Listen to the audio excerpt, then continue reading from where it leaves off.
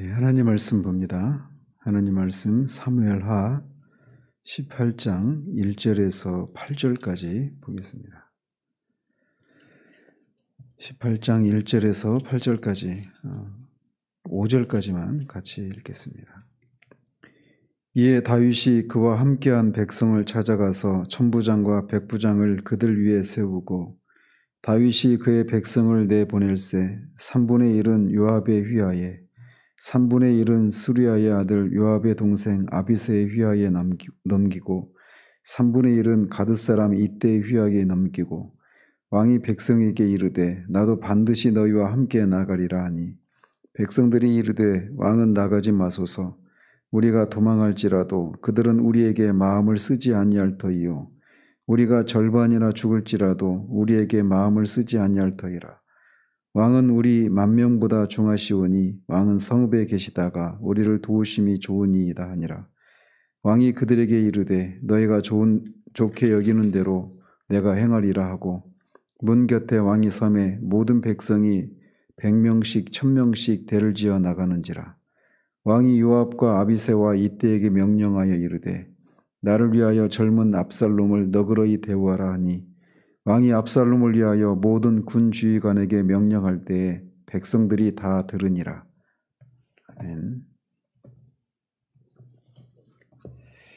어제는 후세가 사독과 아비아들을 통해 또 그 둘이 또 요나단과 아히마아스를 통해서 다윗에게 속히 요단을 건너가라고 하는 이 전가를 전한 소식까지 살펴보았습니다. 압살롬은 이 후세의 계략을 따라서 온 이스라엘에서 군대를 모아서 요단을 건넜기 때문에 그 시간 동안 다윗은 마하나임에서 전열을 정비하고 전쟁에 대비할 시간을 확보를 했었을 것입니다. 그래서 그 다윗은 전쟁에 동원 가능한 그 자신의 군사의 숫자를 세어보고 전열을 새롭게 정비하는 그런 일을 합니다. 이렇게 다윗은 전쟁을 앞두고 세심한 준비를 하는 것과는 준비를 했는 것에 비해서 압살롬은 총력전을 펼친다는 것 이외에 별다른 준비를 하지 않은 것으로 보여집니다. 이것은 압살롬의 군대가 압도적으로 많은 숫자를 차지하고 있었기 때문에 이렇게 교만한 모습을 보였다라고 할 수가 있습니다. 그래서 그 결과는 압살롬 패배, 다윗은 승리 이런 결과가 나오게 되는 것이죠. 한편 다윗이 이렇게 백성들의 숫자를 셌을 때는 다윗을 현재 지금 따르고 있는 백성들의 숫자를 센 것을 의미하는 겁니다. 한번 이 다윗을 따르고 있는 이 사람들의 입장을 한번 생각해 보십시오. 숫자적으로 다윗을 따르는 백성의 숫자가 압살롬을 따르는 백성들의 숫자보다 훨씬 적었습니다. 그런데 이 백성들은 왜 다윗을 그렇게 전력을 따져보면 굉장히 불리한 그런 상황 가운데 놓여진 다윗을 따랐을까요? 압도적인 다수의 사람들은 압살롬의 그 외모에 또 그의 인기에 영합해서 다 그를 따르는데 왜 이들은 이 다윗의 들을 따랐을까요? 그것은 다윗이 하나님으로부터 기름 부음 받은 왕이라고 하는 그 사실 하나 때문이었을 것입니다. 그래서 그 하나님께서 다윗과 함께 하신다라고 하는 이런 생각으로 하나님의 뜻을 따르기 위해서 다윗을 따랐다 이렇게 볼 수 있는 거죠. 이렇게 다윗은 백성들을 계수하고 천부장과 백부장을 그들 위에 세웁니다. 그래서 이렇게 군대를 2개, 3개로 이렇게 나누고 이렇게 군대를 이렇게 편제를 새롭게 정비하는 것을 통해서 자신들의 그런 아군의 피해를 줄이고 또 동시에 다방면에서 효과적으로 그 적을 공격하기 위해서 이렇게 군대를 편제를 다시 새롭게 하는 겁니다. 그러면서 이 요압과 그의 동생 아비새 그리고 가드 사람 이때에게 이 세대로 편제한 이 군대를 각각 지휘하도록 그들을 군 지휘관으로 맡깁니다. 요압과 아비새는 그렇다 쳐도 이때는 가드 사람이었음에도 불구하고 그에게 그 군대 지휘관의 지휘를 맡겨주는 거, 이거는 앞에서 우리가 살펴왔던 것처럼 이때가 다윗을 향한 그런 충성심을 보였기 때문이다라고 할 수가 있습니다. 그렇게 군대를 편지하고 백성들을 전쟁터에 보내면서 다윗은 자신도 그들과 반드시 함께 출전하겠다라고 전쟁 참여에 대한 강한 의지를 표명을 합니다. 전쟁이 있을 때 왕이 군대와 함께 전쟁에 출전하는 것은 고대 근동에서는 자연스러운 그런 모습이었습니다. 그럼에도 불구하고 그런 거를 염두에 둔다 하더라도 다윗이 이렇게까지 강력하게 자신의 출전 의사를 밝히고 있는 것은 이 전쟁의, 이 압살롬과의 전쟁의 근본적인 원인이 자신의 그 원천적인 죄 때문에 벌어진 일 아니겠습니까? 암몬과의 전쟁이 있었는데 왕인 다윗이 그 전쟁에 출정하지 않고 예루살렘에 남아있다가 바세바를 범하고 우리아를 살인 교사하게 되는 그런 죄에 대한 결과로 결국 이 압살롬과의 전쟁이 일어나게 된 것 아니겠어요? 그 근본적인 죄가 바로 거기에 있기 때문에 다윗은 이번에는 그 전쟁에 자신이 참여하겠다, 이렇게 말을 하고 있는 겁니다. 이런 면에서 보자면 다윗은 과거 이스라엘의 왕으로서의 그런 참된 지도자의 자세를 회복하려고 하는 이런 모습을 보이고 있다, 이렇게 볼 수가 있겠죠. 그렇지만 백성들은 다윗만큼이나 강하게 왕이 전쟁에 직접 나가서는 안 된다라고 강력하게 그를 만류합니다. 사실 다윗만큼 전쟁에 능하고 경험이 많은 사람이 있다라고 하는 것은 백성들의 입장에서 보면은 굉장히 어떤 용기를 얻고 그를 의지할 만한 그런 대상임에도 불구하고 백성들이 그를 만류하고 있는 것은 이 전쟁의 성격을 생각할 때 또 다윗을 배려해서 이렇게 말을 하고 있는 겁니다. 이 전쟁의 성격은 정복 전쟁이 아니죠. 왕권을 차지하기 위한 일종의 쿠데타로 벌어진 그런 전쟁이기 때문에 이 전쟁의 목적은 적의 수장을 죽이게 되면 끝나는 그런 성격의 전쟁입니다. 그렇기 때문에 압살롬을 따르는 이스라엘 군대의 목표는 이 백성들을 얼마나 많이 죽이고 그들을 사로잡는가, 여기에 있는 것이 아니라 다윗을 죽이면 다윗을 표적으로 한 그런 전쟁이었기 때문에 그 적의 그 표적이 되어 있는 다윗을 전쟁터에 끌고 가는 것은 매우 위험한 일이죠. 그래서 백성들은 다윗을 전쟁에 참여하는 것을 강력하게 만류를 하고 있는 겁니다. 또 다른 측면에서 고려를 해보자면 다윗이 이제 물리쳐야 될 적의 수장은 압살롬입니다. 다윗의 아들이란 말이죠. 그리고 전쟁터에서 혹시나 이렇게 서로 대면하게 됐을 때 다윗이 부정에 끌려서 제대로 된 그런 처신을 하지 못할 것에 대한 염려, 이런 것도 있을 것입니다. 어쨌든 이런 이유들로 인해서 백성들은 다윗을 전쟁터에 직접 참여하지 못하도록 그렇게 만류를 하면서 다윗이 자신들 10,000명보다 더 중하니 성읍에 계시다가 자신들을 도우라, 이렇게 제안을 하죠. 여기서 백성들이 10,000명이라고 하는 것은 실제적으로 이 당시 다윗을 따르던 백성들이 10,000명이어서 이렇게 말하는 것도 있을 수 있지만 문맥상 보면, 그리고 앞에서 말했던 것을 고려해 볼 때 이 다윗을 따르는 백성들의 숫자는 10,000명이 되지 못할 것으로 그렇게 추정하는 것이 합리적입니다. 실제로 이 이스라엘의 역사가인 요세푸스는 이때의 전쟁을 그렇게 기술을 하면서 당시 다윗을 따르던 군대의 숫자는 한 4,000여 명 정도 되었을 것이다, 이렇게 추정을 합니다. 그래서 요압과 아비사와 이때에게 각각 1,000명씩, 그리고 나머지 1,000명은 마하나임에 남아서 다윗을 수호하는 이런 정도의 숫자다, 이렇게 얘기를 하는데 그게 더 합리적으로 보여집니다. 어쨌든 다윗을 따르는 백성이 압살롬을 따르는 이 백성들보다 압도적으로 적었다, 이렇게 볼 수가 있습니다. 그러자 다윗은 백성들의 이 제안을 겸허하게 받아들이고 성에 남게 됩니다. 그리고 백성들이 100명씩 1000명씩 대를 지어 나갈 때 성문에서 그들을 배웅을 합니다. 이런 모습 또한 다윗이 직접 이 전쟁에 참여하지는 않지만 이 어떤 백성들의 사규를 그런 진작시키는 그런 모습이라고 할 수가 있겠죠. 다윗이 이렇게 직접 출전하지 않는 것에 비해서 압살롬은 이 전쟁을 통해서 후세가 노린 것이기도 하죠. 이 전쟁을 직접 자기가 이끌고 나가서 백성들로부터 어떤 그 신임을 얻고자 하는 그런 영웅 심리를 자극해서 압살롬이 이 선두에 서지 않았었습니까? 그런 것과 이제 대비가 되는 이런 모습을 보여주고 있는 거죠.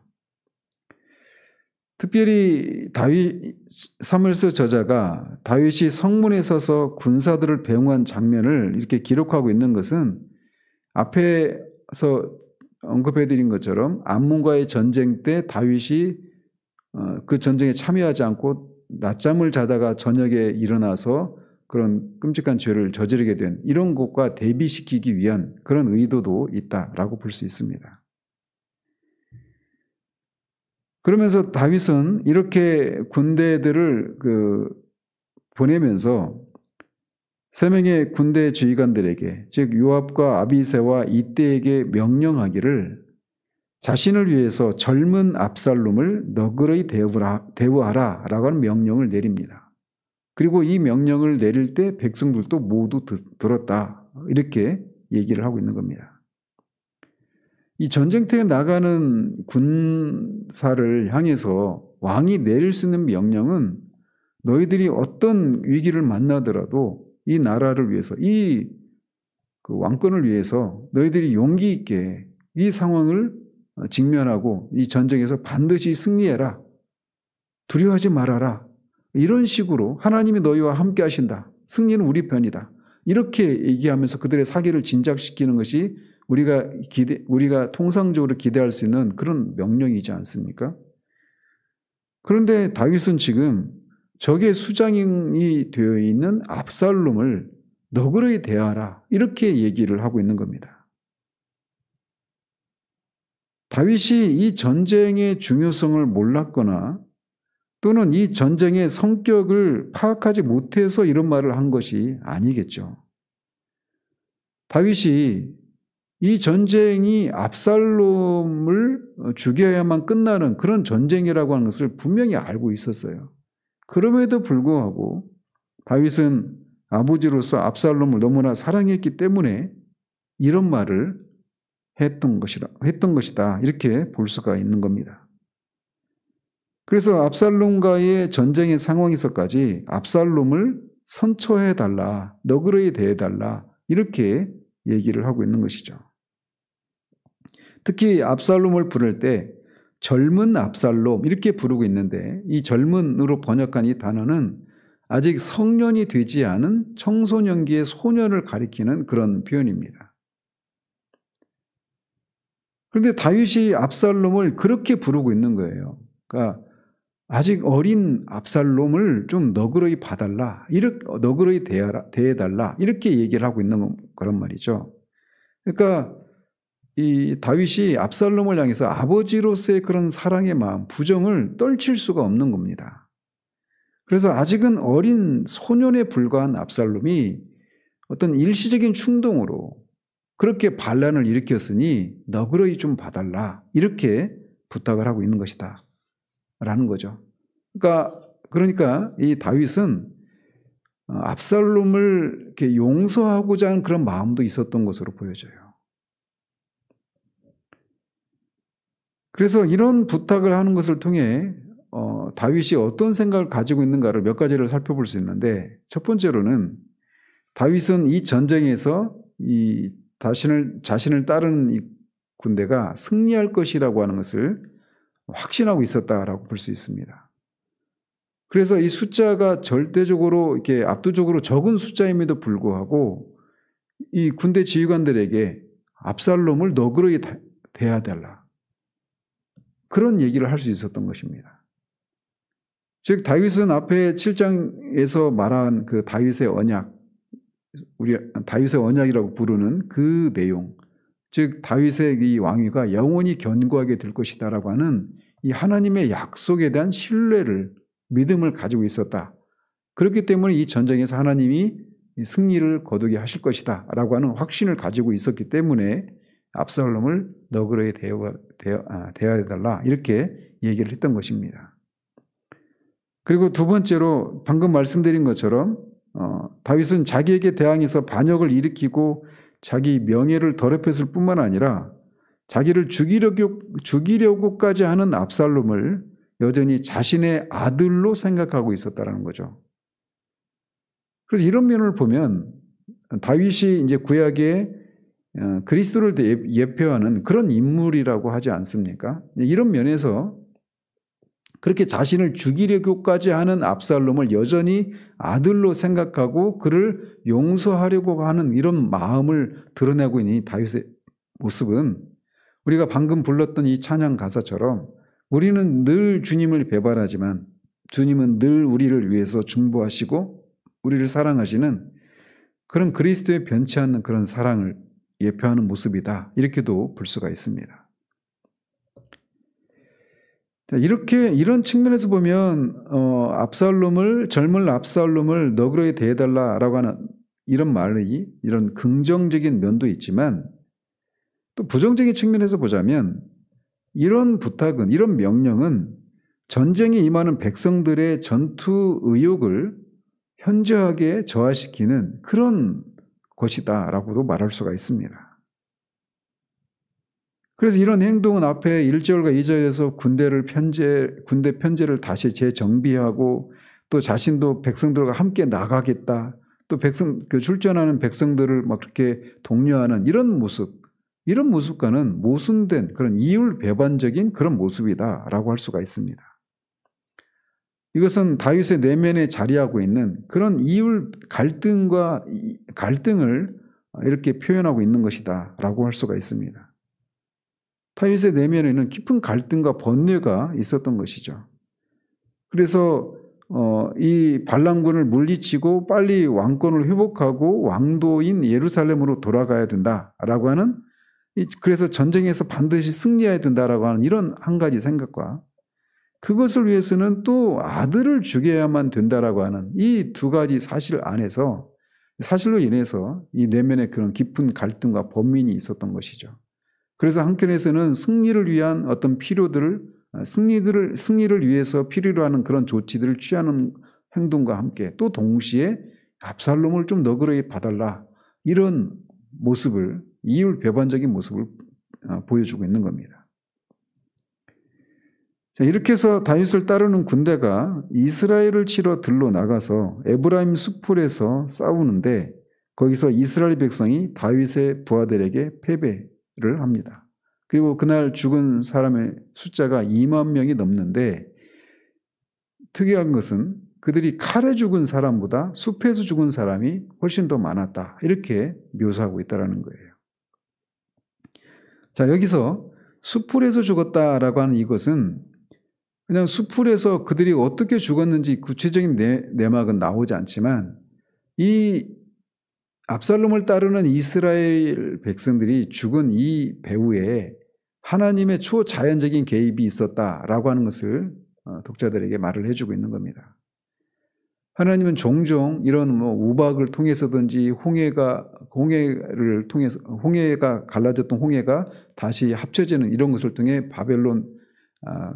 바로의 군대를 이렇게 수장시키는 이런 일을 하셨던 것처럼 이렇게 자연을 통해서 자연을 도구로 삼아서 하나님의 원수들을 물리치는 이런 일을 하시는데 이 상황에서도 지금 그런 일을 하셨다라고 볼 수가 있는 것이죠. 그래서 이 전쟁에서의 승리가 하나님이 개입하신 결과 이루어진 승리다, 이렇게 볼 수가 있는 거예요. 그런데 이 사무엘서 저자가 지금 다윗의 군대가 물리친 군대를 이스라엘 백성 이렇게 얘기를 하고 있는 것을 우리가 주목할 필요가 있습니다. 사무엘서 저자가 압살롬을 따르는 이 백성들을 이스라엘의 백성 이렇게 묘사하고 있는 것은 1차적으로 표면적인 이유를 보자면 압살롬을 따르는 이 군대는 온 이스라엘에서 이렇게 징병을 해서 모인 군대이기 때문에 이스라엘 백성 이렇게 말을 할 수 있다라고도 할 수 있습니다. 그런데 또 다른 의미도 더 깊은 의미가 내포되어 있다 이렇게 볼 수가 있습니다. 즉 이 전쟁은 하나님의 백성인 이스라엘을 치는 전쟁이다라고 하는 것을 부각시키고자 하기 위한 거예요. 이스라엘 백성은 하나님의 백성이지 않습니까? 하나님의 백성인 이스라엘을 다윗의 군대가 물리치는 겁니다. 이게 어디서 많이 본 장면 같지 않습니까?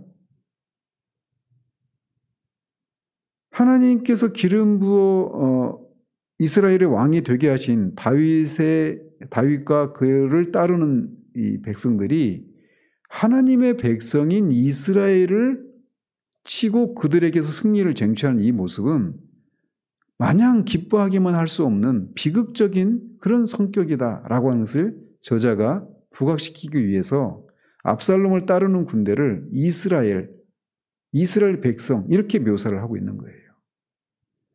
앞에서 우리는 과거의 역사에서 이 사울의 죄를 인해서 하나님께서 블레셋 군대를 통해서 그를 죽이지 않습니까?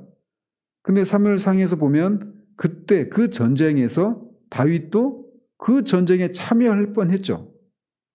그런데 이 블레셋의 이 방백들이 다윗이 전쟁에 참전하는 것을 반대를 해가지고 그 전쟁에 직접 참여를 하지 못했지만 그렇게 사울의 죄를 징계하시기 위해서 블레셋 군대를 동원해서 사울이 죽게 되는데 이번엔 다윗이 지금 그 역할을 하고 있는 겁니다. 지금 다윗은 직접 이 전쟁에 참전을 하지 않고 마하나임 성에 지금 머물러 있지만 그의 군대가 하나님의 백성인 이스라엘을 지금 물리치고 있는 그런 장면을 그려주고 있는 거예요. 이번에는 사울의 죄가 아닌 자신의 범죄로 인해서 이스라엘과 자신의 아들 압살롬을 치러가는 백성들을 바라봐야 하는 이런 다윗의 참담한 그런 상태를 부각시키기 위해서 저자가 의도적으로 압살롬을 따르는 군대를 이스라엘 백성 이렇게 묘사를 하고 있는 겁니다. 이렇게 이 전쟁이 이중적인 그런 이 성격을 띠고 있는 전쟁이다라고 하는 것을 보여주고 있는 거예요. 그래서 다윗의 내면에 있었던 그 갈등을 고스란히 표현된 그런 전쟁이다 이렇게 보여주고 있는 거죠. 적의 수장을 이겨야만 승리를 할 수 있는데 그 적의 수장이 자기 아들인 압살롬인 것처럼 이 전쟁에서 승리하게 된 것이 하나님께서 이 다윗에게 하신 약속에 대한 성취로 인한 승리입니다. 앞에서도 말씀드린 것처럼 하나님은 다윗에게 사무엘하 7장에서 그의 가문이, 그의 가계가, 그의 왕위가 영원히 지속될 것이다, 견고하게 될 것이다 라고 하는 약속을 해주셨어요. 그리고 그 약속에 따라서 이 전쟁에서 승리를 하게 된 것이죠.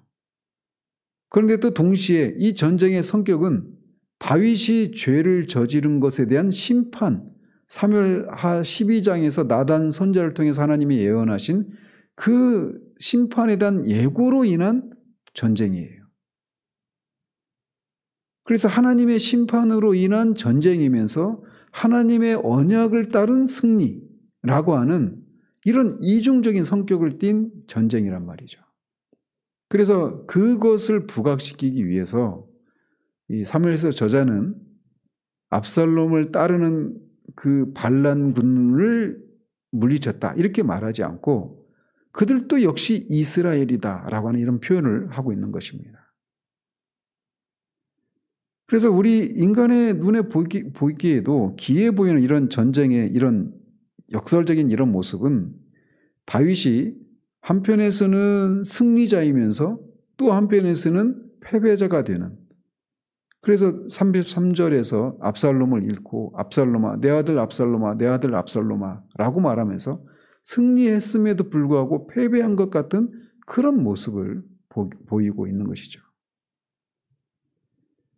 그래서 여기서도 우리는 하나님에 대해서 두 가지 모습을 동시에 보는 겁니다.